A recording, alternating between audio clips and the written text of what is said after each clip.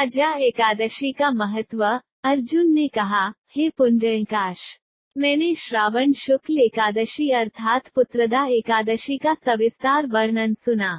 अब आप कृपा करके मुझे भाद्रपद माह के कृष्ण पक्ष की एकादशी के विषय में भी बतलाइए। इस एकादशी का क्या नाम है तथा इसके व्रत का क्या विधान है? इसका व्रत करने से किस फल की प्राप्ति होती है?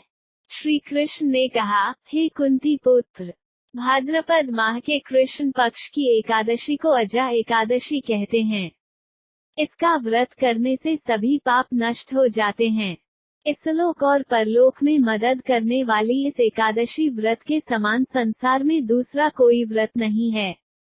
अजा एकादशी व्रत कथा। अब ध्यानपूर्वक इस एकादशी का महात्म्य श्रवण करो। पौराणिक काल में भगवान श्री राम के वंश में अयोध्या नगरी में एक चक्रवर्ती राजा हरिश्चंद्र नाम के एक राजा हुए थे। राजा अपनी सत्यनिष्ठा और ईमानदारी के लिए प्रसिद्ध थे। एक बार देवताओं ने इनकी परीक्षा लेने की योजना बनाई। राजा ने स्वप्न में देखा कि ऋषि विश्वामित्र को उन्होंने अपना राजपाट दान कर दिया है। सुबह विश्वामित्र वास्तव में उनके द्वार पर आकर कहने लगे, तुमने स्वप्न में मुझे अपना राज्य दान कर दिया। राजा ने सत्यनिष्ठ व्रत का पालन करते हुए संपूर्ण राज्य विश्वामित्र को सौंप दिया। दान के लिए दक्षिणा चुकाने हेतु राजा हरिश्चंद्र को पूर्व जन्म के कर्म फल के कारण पत्नी, बेटा एवं खुद को बेचना पड़ा। हरिश्चंद्र को एक डोम ने खरीद लिया जो शमशान भूमि में लोगों के दाह संस्कारा का काम करवाता था।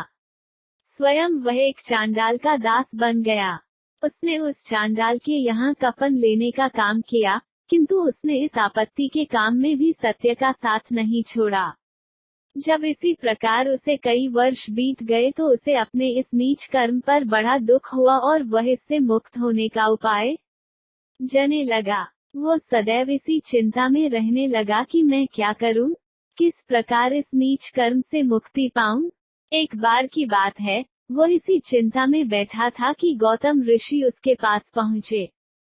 हरिश्चंद्र ने उन्हें प्रणाम किया और अपनी दुहक भरी कथा सुनाने लगे।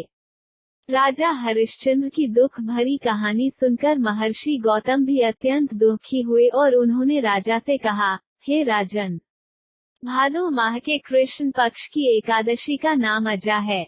तुम उस एकादशी का विधान पूर्वक व्रत करो तथा रात्रि को जागरण करो। इससे तुम्हारे सभी पाप नष्ट हो जाएंगे। महर्षि गौतम इतना कहकर आलोप हो गए। अजा नाम की एकादशी आने पर राजा हरिश्चंद्र ने महर्षि के कहे अनुसार विधान पूर्वक उपवास तथा रात्रि जागरण किया। इस व्रत के प्रभाव से राजा के सभी पाप नष्ट हो गए। उस समय स्वर्ग में नगाड़े बजने लगे तथा पुष्पों की वर्षा होने लगी। उन्होंने अपने सामने ब्रह्मा, विष्णु, महेश तथा देवेंद्र आदि देवताओं को खड़ा पाया। उन्होंने अपने मृतक पुत्र को जीवित तथा अपनी पत्नी को राजसी वस्त्र तथा आभूषणों से परिपूर्ण देखा। व्रत के प्रभाव से राजा को पुनः अपने राज्य की प्राप्ति हुई।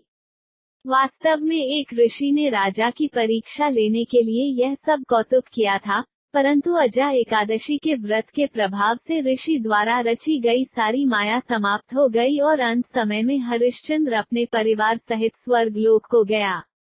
हे राजन, यह सब अजा एकादशी के व्रत का प्रभाव था। जो मनुष्य इस उपवास को विधान पूर्वक करते हैं तथा रात्रि जागरण करते हैं, उनके सभी पाप नष्ट हो जाते हैं और अंत में वे स्वर्ग को प्राप्त करते हैं। इस एकादशी व्रत की कथा के श्रवण मात्र से ही अश्वमेध यज्ञ के फल की प्राप्ति हो जाती है। जय श्री